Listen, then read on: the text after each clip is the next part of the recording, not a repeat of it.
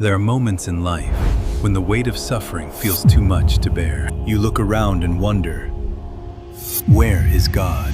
The pain wraps itself around your heart like chains, cold and unyielding. You feel abandoned, alone, in a world that once seemed full of light. Every familiar comfort slips through your fingers like sand. The people you trusted walk away. The dreams you held close crumble into dust. And in the silence that follows, a question rises from deep within. Does anyone truly see my pain? Does anyone truly care? This is not a new question. It is ancient, worn smooth by countless souls who have asked it before you. Hopelessness settles over the spirit like a heavy fog, blocking out the sun. You search the sky for answers. You reach into the darkness, hoping to touch something real. But the silence only grows louder. Doubts creep in, quiet at first, then overwhelming. Maybe I am forgotten. Maybe my suffering means nothing. Maybe God has turned his face away. Yet even in this darkness there is a flicker. A story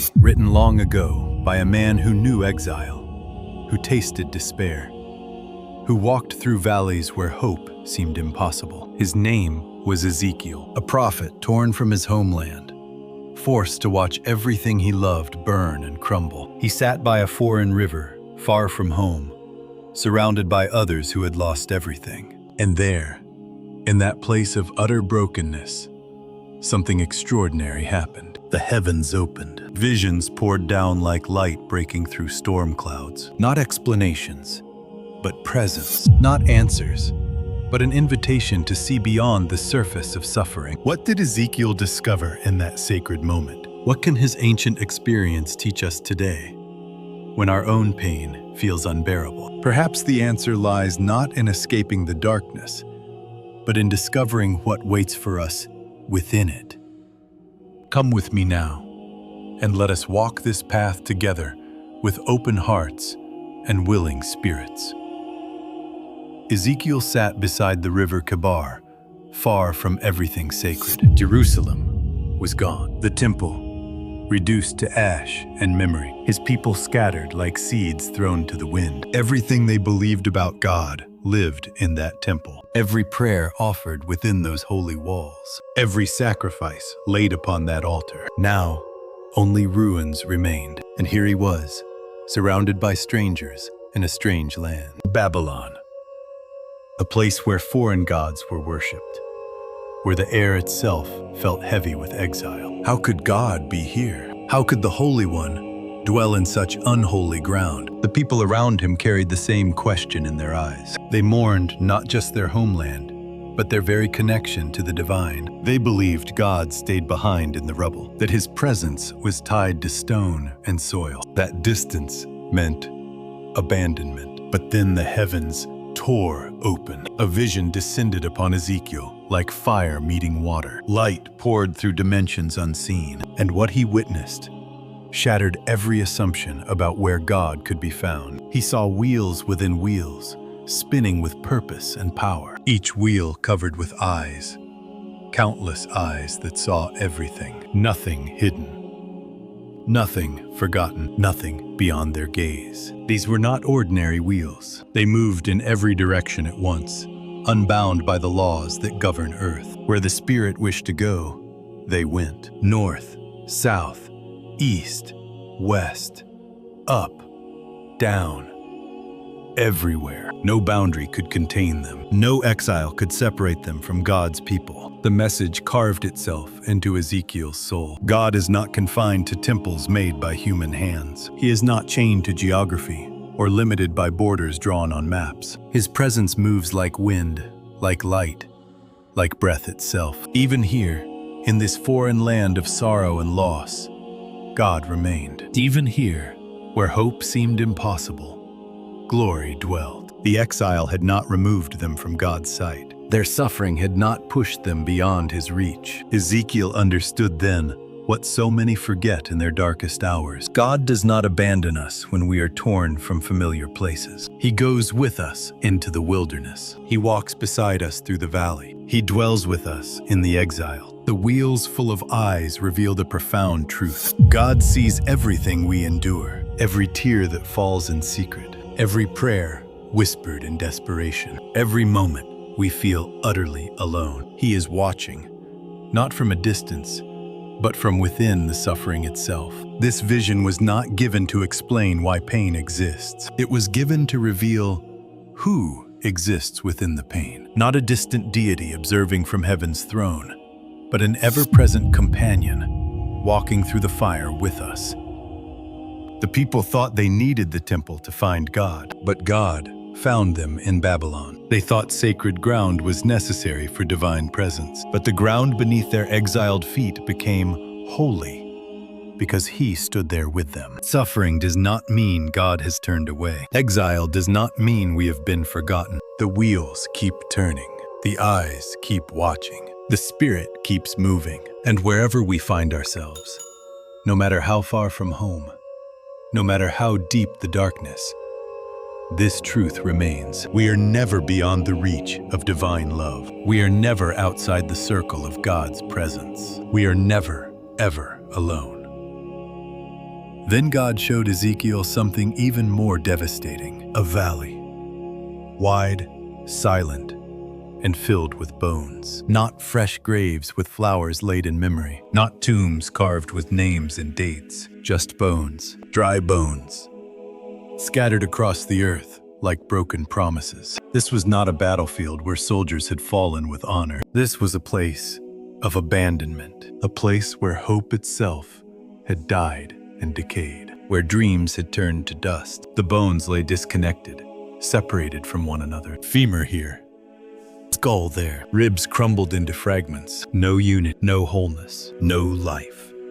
Ezekiel walked among them, his feet stirring the dust of what once was. Each step, a reminder of how completely death had conquered this place, how thoroughly despair had settled over everything. These bones told a story the exiles knew too well. The story of a nation torn apart, families scattered across foreign lands, communities dissolved, identity erased. They were not just physically displaced, they were spiritually dismembered, cut off from their heritage, separated from their purpose, disconnected from the very source of their being.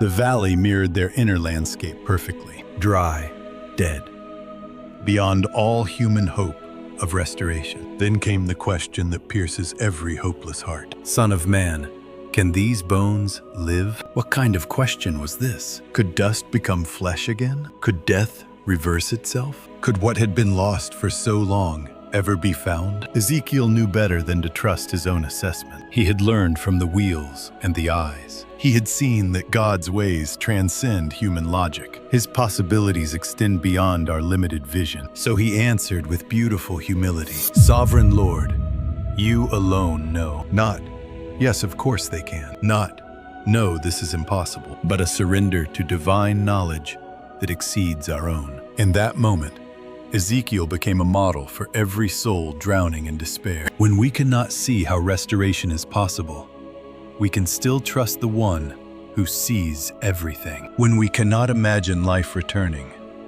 we can still believe in the God who gives life.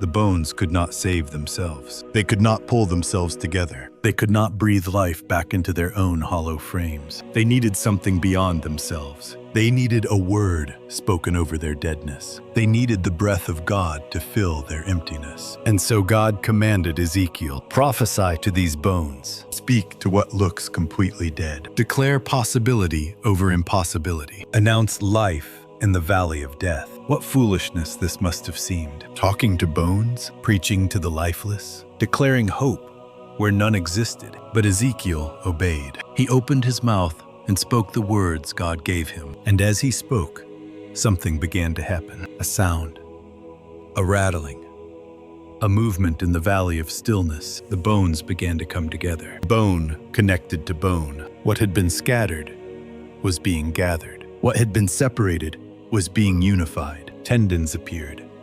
Flesh covered the frames. Skin stretched over the forms. Bodies lay before him now, complete in structure, but still without the one thing that makes a body truly alive, still without breath. So God commanded again, prophesy to the breath, call the spirit from the four winds, summon life into these formed but lifeless vessels. And Ezekiel spoke once more. And the breath came, and the bodies stood, a vast army, alive where death had reigned. This was not a gentle resurrection. This was a dramatic, undeniable demonstration of divine power. This was God proving that nothing is too dead for him to restore. No situation too hopeless. No person too far gone. No nation too broken. The message thundered across the valley and across the centuries. God specializes in breathing life into dead things. He takes what we have given up on and makes it live again. Our despair does not limit his power. Our doubt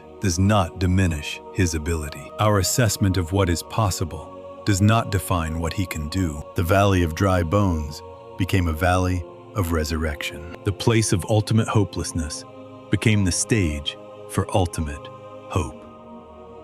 And every soul that feels scattered, disconnected, and lifeless can hear the same question echoing. Can these bones live? The answer is always the same. Only God knows. And what God knows, he reveals through action. What he speaks comes to pass. What he breathes upon lives.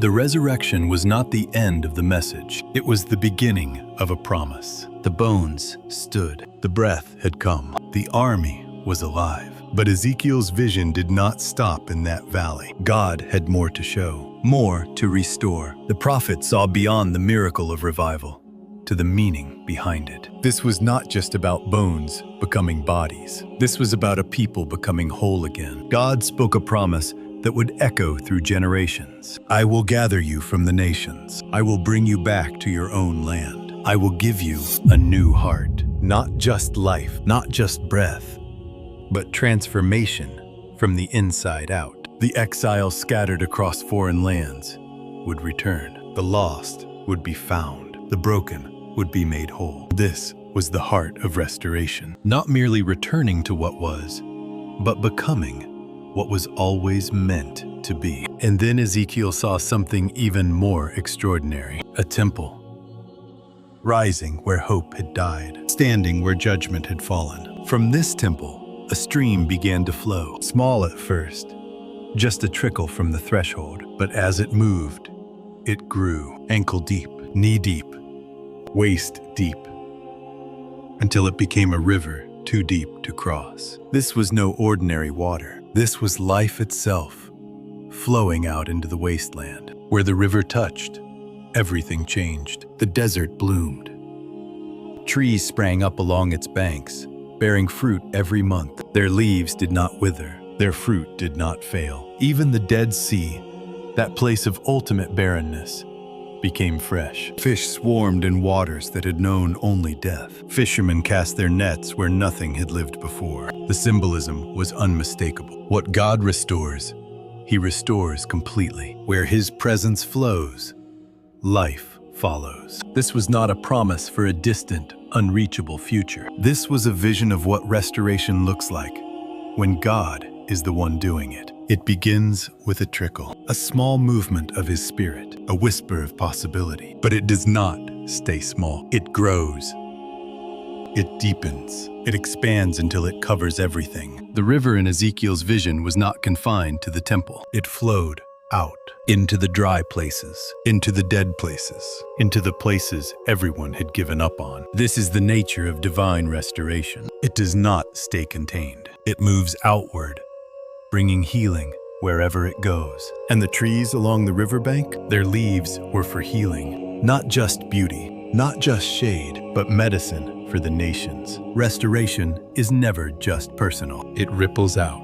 It touches others. It brings healing to those downstream from the miracle. Ezekiel's message to the exiles was clear. Your story is not over. Your suffering has a purpose. Your return is promised. The same God who breathed life into dead bones would bring them home. The same power that raised an army from dust would raise a nation from despair. And for every person since who has felt exiled from hope, this vision speaks. The river still flows. The healing still comes. The restoration is still possible. What seems hopelessly broken can be made whole. What appears permanently dead can come alive. What feels irreversibly lost can be found again. Because restoration is not about human effort. It is about divine intervention. It flows from the presence of God. It grows by the power of His Spirit. It heals by the purpose of His love. The vision Ezekiel saw was not just for ancient Israel. It was for every generation that would need to hear it. For every heart that would need to believe it. The river is still flowing. The invitation is still open. The promise still stands. Can what is dead in you live again? Can what is dry in your life bloom? Can what is broken in your story be restored? The answer flows from the temple. The answer runs through the wasteland. The answer makes even dead seas fresh. Yes, always yes. Because the God of restoration never stopped being in the business of making all things new. But Ezekiel did not only speak in visions of water and bones. He also spoke in symbols that seemed strange, even unsettling. A wheel within a wheel, eyes covering every surface, wings that moved in perfect unison. These were not random images. They were windows into a deeper truth. The wheel within a wheel was not chaos. It was precision. It was the constant, coordinated movement of divine will. God does not stop. God does not pause. God does not rest in indifference. He is always moving, always turning, always working on behalf of His beloved. And those eyes? They covered the wheels entirely, every angle, every direction, every hidden place. They meant one thing. God sees, not with distance, not with detachment, but with deep, abiding attention. He sees the prayer whispered in the middle of the night. He sees the tear that falls in secret. He sees the heart that breaks in silence. Nothing escapes His gaze, not because He is watching to judge, but because He is watching to care. This is what Ezekiel wanted the exiles to understand. You are not invisible. You are not forgotten. Even in Babylon, far from home, far from the temple, you are seen. The Spirit of God is not confined to one location. It moves where His people are. It hovers where His children cry. Distance does not diminish His presence. Borders do not limit His power. The mystical symbols were not meant to confuse. They were meant to comfort, to remind the doubting heart that God is never distant, to assure the troubled soul that nothing can separate us from His love. Not exile, not failure, not even our own sense of unworthiness. The wheels keep turning. The eyes keep watching. The Spirit keeps moving. And wherever you are, that is where God meets you. Not when you are perfect, not when you have it all together, but right now, in the midst of your struggle. The symbols Ezekiel saw were not just for ancient prophets. They are for every person who has ever felt alone. For every soul who has wondered if their prayers reach heaven. They do, every single one. Because the God who sees all things never stops seeing you. The God who moves through all creation never stops moving toward your heart. This is the promise hidden in the mystical images. This is the truth behind the strange visions. God is near, always near. Closer than you think. Even when life feels overwhelming, He is there. Even when answers seem far away, He is listening. The wheel within a wheel reminds us God's purposes are always in motion. The eyes on every surface remind us nothing about you is unknown to Him. And in that knowing, there is peace. In that seeing, there is hope. Because you are never as alone as you feel. You are never as lost as you fear. The divine presence that moved with Israel in exile still moves with you. The vision did not end with wheels and eyes. It ended with water. Ezekiel saw a day when a new temple would stand in Jerusalem, and from beneath its threshold, a river would flow. At first, just a trickle, then ankle deep, then knee-deep, then a river no one could cross. This was not ordinary water. Wherever it flowed, life followed. Trees grew along its banks. Fruit appeared every month. The leaves brought healing. Even the Dead Sea, where nothing had lived for generations, began to flourish. Fish returned. Fishermen stood on shores once barren and empty. This was the promise God gave through Ezekiel, a promise of restoration, not someday far away, not only in heaven, but here, in this world, in your life. The river represents something deeper than water. It represents the presence of God moving into the world, bringing green life to barren places, turning deserts into gardens, transforming what was dead into something alive. This is what God does. This is who He is. He does not leave us in our brokenness. He does not abandon us to our pain. He comes near. He brings healing. He restores what was lost. The people would gather in peace to worship without fear. No more exile. No more running. No more hiding from enemies. God said He would dwell among His people forever, not in a distant heaven, not behind thick walls, but right here among those He loves. This peace was not limited by walls or boundaries. It was not reserved for the perfect or the pure. Even the most broken lives could find healing. Even the most wounded hearts could find rest, because the river flows wherever it is needed. It does not ask if you deserve it. It simply flows. And wherever it flows, everything changes. The temple vision reminded everyone of God's faithful care. It was not just about a building. It was about a relationship.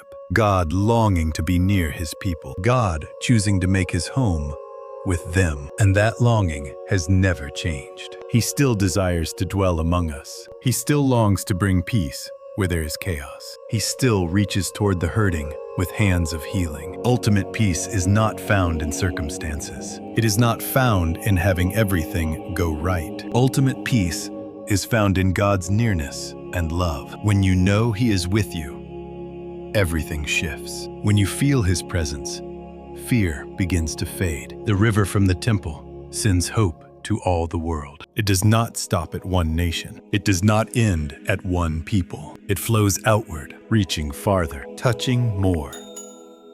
Because God's healing is for everyone. His peace is meant for every heart. No matter where you have been, no matter what you have done, the river can reach you. God's healing can reach us, no matter our pain or past. You may feel too far gone. You may think your mistakes are too great. But the river does not stop at the edge of your shame. It flows right into it. It brings life where you thought life was impossible. It brings hope where you thought hope was gone. This is the promise Ezekiel saw. This is the promise we still hold, that God has not finished with us. That restoration is real. That even now, in this moment, the river is flowing toward your heart, toward your home, toward every dry place in your soul. And wherever it flows, healing begins. Peace is not a distant dream. It is a present reality, because God is not waiting for you to fix yourself. He is already moving